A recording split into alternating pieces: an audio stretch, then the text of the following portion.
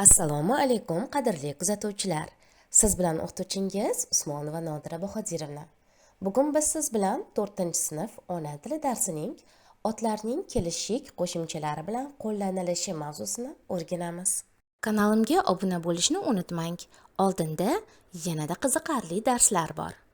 Aziz o'quvchilar, sizlar har kuni mashinaning eshigi, kitobni oldim, maktabga bordim, uyda o'qidim, do'stimdan sovg'a oldim kabi gaplarni ishlatasiz, to'g'rimi? Endi bir o'ylab ko'ring-chi. Ushbu gaplardagi ning, ni, ga, da, dan qo'shimchalari o'zi nima uchun kerak? To'g'ri topdingiz. Ushbu qo'shimchalar gapda so'zlarni bog'lash uchun xizmat qiladi. Ot so'z turkumiga qo'shiladigan ning, ni, ga, da, dan qo'shimchalari kelishik qo'shimchalari deb ataladi. Otlarda 6 ta kelishik bor. Bular bosh kelishik, qaratqich kelishigi, tushum kelishigi, jo'nalish kelishigi, o'rin-payt kelishigi va chiqish kelishigi. Har bir kelishikning o'ziga xos so'roqlari va qo'shimchalari mavjud. Hozir siz bilan har bir kelishik haqida batafsil o'rganamiz. Kelishiklar boshlig'i bosh kelishik haqida gaplashamiz. Uning so'roqlari kim, nima, qayer. Masalan, o'quvchi, kitob, daraxt. Bosh kelishikda so'z o'z holicha turadi. Hech qanday qo'shimcha qo'shilmaydi. Masalan, daraxt gulladi. Nima gulladi? Daraxt gulladi. Daraxt nima so'rog'iga javob bo'lyapti. Bosh kelishik shaklidagi ot gapda ega vazifasini bajaradi. Ikkinchi kelishigimiz qaratqich kelishigi deb nomlanadi. U kimning, nimaning, qayerning so'roqlariga javob bo'ladi. Qaratqich kelishigining qo'shimchasi ning. O'quvchining, ruchkaning, shaharning so'zlarida ning, ya'ni qaratqich kelishiga qo'shilgan. Masalan, ruchkaning siyohi deganimizda, ruchkaning so'zi nimaning so'rog'iga javob bo'ladi. Nimaning siyohi? Ruchkaning siyohi. O'z navbatida ruchkaning so'zi siyohi so'ziga bog'lanyapti. Siyohi nimasi? U ham o'z navbatida ot so'z turkumi. Demak, qaratqich kelishigidagi ot otga bog'lanadi. Qaratqich kelishigidagi ot gapda ikkinchi darajali bo'lak vazifasini bajaradi. Uchinchi kelishigimizning nomi tushum kelishigi. Tushum kelishigi kimni, nimani, qayerni so'roqlariga javob bo'ladi. Tushum kelishigining qo'shimchasi ni. Qizni, kitobni, qishloqni so'zlarda ni qo'shimchasi, ya'ni tushum kelishiga qatnashyapti. Masalan, Anvar kitobni o'qidi gapida Anvar nimani o'qidi? Kitobni o'qidi. Demak, kitobni so'zi tushum kelishigidagi ot. Kitobni nima qildi? Kitobni o'qidi. Demak, tushum kelishigidagi ot fe'lga bog'lanyapti. Demak, tushum kelishigidagi ot gapda ikkinchi darajali bo'lak vazifasini bajarar ekan. 4-chi kelishigimiz nomi jo'nalish kelishigi.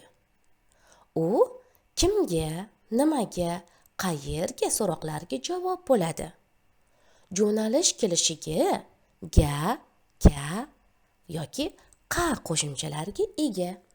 Jo'nalish kelishigining qo'shimchasi 3 xil aytiladi va yoziladi. Agar jo'nalish kelishigining qo'shimchasini olgan ot k harfi bilan tugasa, unga ka tarzda qo'shiladi. Masalan, tilak, tilakka, falak, falakka, terak, terakka. Jo'nalish kelishigining qo'shimchasini olgan ot q harfi bilan tugasa, qa tarzida yoziladi va aytiladi.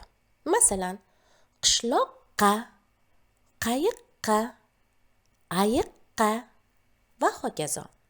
Yo'nalish kelishigining qo'shimchasini olgan ot k va qdan tashqari har qanday harf bilan tugasa, ga tarzida yoziladi va aytiladi. Masalan, bog'ga, daraxtga, do'konga va hokazo. Quyidagi gapni ko'rib chiqamiz. Daftarga yozdi. Nimaga yozdi? Daftarga. Demak, yo'nalish kelishigining qo'shimchasini olgan ot daftarga. Daftarga nima qildi? Yozdi. Demak, aziz o'quvchilar, yo'nalish kelishigining qo'shimchasini olgan ot fe'lga bog'lanar ekan. Demak, yo'nalish kelishigining qo'shimchasini olgan otlar gapda ikkinchi darajali bo'lak vazifasini bajarar ekan. 5-kelishigimizning nomi o'rin-payt kelishigi. O'rin-payt kelishigining so'roqlari kimda, nimada, qayerda? Uning qo'shimchasi da. Masalan, ukamda ko'rdim. Kimda ko'rdim? Ukamda ko'rdim. Ukamda so'zi kimda so'rog'iga javob bo'lyapti. Ya'ni o'rin-payt kelishigining qo'shimchasini olgan ot. Demak, o'rin-payt kelishigining qo'shimchasini olgan otlar gapda ikkinchi darajali bo'lak vazifasini bajaradi. So'nggi 6-kelishigimizning nomi chiqish kelishigi. U kimdan, nimadan, qayerdan so'roqlariga javob bo'ladi. Chiqish kelishigining qo'shimchasi dan. Do'stidan, paxtadan, viloyatdan so'zlari chiqish kelishigidagi otlarga misol bo'ladi. Quyidagi gapni ko'rib chiqamiz. Paxtadan turli xil mahsulotlar olinadi. Nimadan turli xil mahsulotlar olinadi?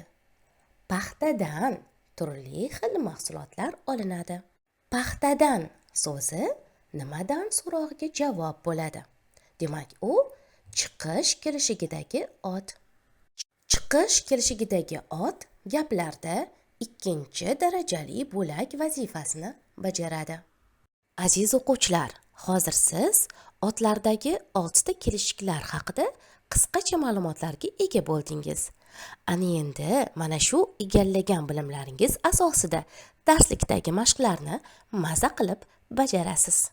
9-mashqda berilgan gaplarni birgalikda o'qiymiz.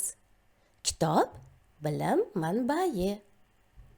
Kitobning har sahifasi bizni ilm bulog'i sari yetaklaydi. Kitobni avayla, uni yirtmagin. Kitobga ruchka bilan chizmang. Kitobda dunyo va jonzotlar haqida qiziqarli ma'lumotlar berilgan. Kitobdan yaxshiroq do'st yo'q. Berilgan gaplarda kitob so'zi takrorlanib kelgan. Endi ularga ajratib ko'rsatilgan so'zlar orqali so'roq berib chiqamiz. Manbai. Nima manbai? Kitob manbai. Har sahifasi. Nimaning har sahifasi? Kitobning har sahifasi. Avayla. Nimani avayla? Kitobni avayla. Chizmang. Nimaga chizmang? Kitobga chizmang. Berilgan. Nimada berilgan? Kitobda berilgan. Yaxshiroq. Nimadan yaxshiroq? Kitobdan yaxshiroq. Demak, gapda otlar boshqa so'zlarga kelishik qo'shimchalari orqali, ya'ni ning, ni, ga, da, dan qo'shimchalari orqali bog'lanadi. Topshiriqni mustaqil bajaring.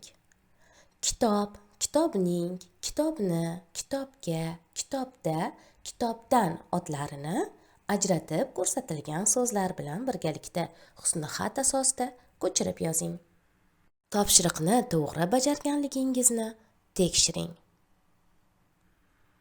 Bolajonlar, Hayotda turli hunarlarni bilgan odamlar har doim hurmatga sazovor bo'lgan. Bugun biz shunday mohir hunarmand Kulol bobo haqida o'qiymiz. Eshitganmisiz? O'zi Kulol nima ish qiladi? To'g'ri, Kulol loydan turli idish-tovoq, bir-biridan ajoyib bo'lgan buyumlar yasaydi. Kulol bobo hayotda bir emas, bir necha hunarni egallagan odam baxtlidir. Qadim zamonda kulolchilik hunarini bilganlar juda e'zozlangan ekan. Chunki u vaqtlarda idish-tovoq hozirgidek serob emas ekanda. Rahim bobo degan keksa odam kulolchilikda mashhur ekan. Ular yasagan ko'zalar, laganlar, guldonlar, qo'yingchi har bir buyum shunday chiroyli va bejirim foydalanish uchun qulay ekan. Aslida bu hunarni egallash, uning qiyinchiliklariga bardosh berish qiyin kechadi. Sopol buyum yasash uchun avval tuproq olinib, loy qoriladi. So'ng shakl beriladi. Buning uchun maxsus dastgoh bo'ladi.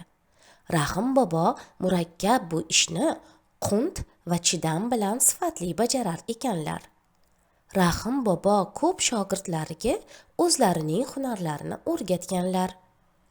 Shuni aytadilar-da, hunar hunardan unar deb. Kulolchilik qadimiy va go'zal san'at turi. U mehnatsevarlik, did, sabr, toqatni talab qiladi. Bugungi kunda ham kulollar milliy an'analarimizni asrab, yangi naqsh va shakllar yaratib, san'atimizni yanada boyitmoqdalar. 10-mashqda berilgan Kulol bobo matnida ishtirok etgan kelishik qo'shimchalari olgan so'zlarni o'zi bog'langan so'zlar bilan birga ko'chirib yozing. Javoblaringizni tekshirib oling. Demak, 10-mashq Kulol bobo matnida kelishik qo'shimchalarni olgan otlar quyidagi so'zlar bilan bog'lanib kelgan. Hunarni egallagan, hunarini bilganlar, vaqtlarda serob emas, kulolchilikda mashhur ekan. Hunarni egallash, ishni bajarar ekanlar, shogirdlariga o'rgatganlar, hunarlarini o'rgatganlar. Hunardan unar. Siz ham mana shunday qilib yozgan bo'lsangiz, barakalla. Bugungi mavzuni to'g'ri tushunibsiz. Bugungi uyga vazifa 11-mashq. Samolyot, orol, dengiz, shahar so'zlariga kelishik qo'shimchalarni qo'shib yozing. Ular ishtirokida 4-5 ta mazmunan bir-biriga bog'langan gaplar tuzing. Demak, uyga vazifani quyidagicha bajarishingiz kerak. Mashqimizda samolyot, orol, dengiz, shahar so'zlari berilgan. Biz bugun o'rgangan 6 ta kelishigimizda mana shu so'zlarni qatnashtirib, qo'shimchalar yordamida yozib chiqishimiz kerak. Demak, bosh kelishikda hech qanday qo'shimcha yo'q. Samolyot, orol, dengiz, shahar. Shundoqligicha yozamiz. Endi qaratqich kelishigi. Qaratqich kelishigining qo'shimchasi ning. Mana shu so'zlarga ning qo'shimchalarini qo'shib yozamiz.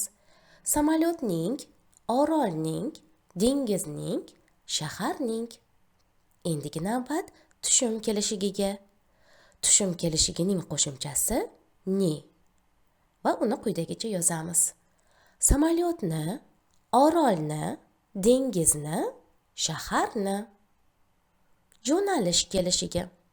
Jo'nalish kelishigining qo'shimchasi ga, ka yoki qa. Demak, ushbu so'zlarga faqat ga qo'shimchasini qo'llash mumkin. Samolyotga, orolga, dengizga, shaharga. O'rin payt kelishiga qo'shimchasida samolyotda, orolda, dengizda, shaharda deb yoziladi. So'nggi chiqish kelishigining qo'shimchasi dan. Samolyotdan, oroldan, dengizdan, shahardan. Endi mana shu so'zlardan o'zingizga yoqqanlarini tanlab, ajoyib bir matn tuzing. Men esa quyidagicha matn tuzdim. Gavaya oroliga sayohat. Biz yozgi ta'til paytida Gavayi oroliga sayohatga bordik. Samolyot uzoq uchdi. Pastda esa ko'm-ko'k dengizni ko'rdik. Dengiz ustida oq bulutlar suzib yurardi. Quyosh nuri esa orolda yaltirab turardi. Biz orolda palma daraxtlari soyasida dam oldik. Dengizda suzib, baliqlarni tomosha qildik. Bu sayohat bizning eng unutilmas onlarimizdan biri bo'ldi. Aziz o'quvchilar, siz ham yuqoridagi so'zlar asosida ajoyib bir matn tuza olishingizga ishonaman. Bugungi darsimizda otlarning kilishik qo'shimchalari bilan qo'llanilishini hamda ularning vazifalarini bilib oldingiz. Kelgusi darslarimizda har bir kilishikka alohida to'xtalib dars o'tamiz. Darslarimizni kuzatishda davom eting, topshiriqlarni o'z vaqtida bajaring.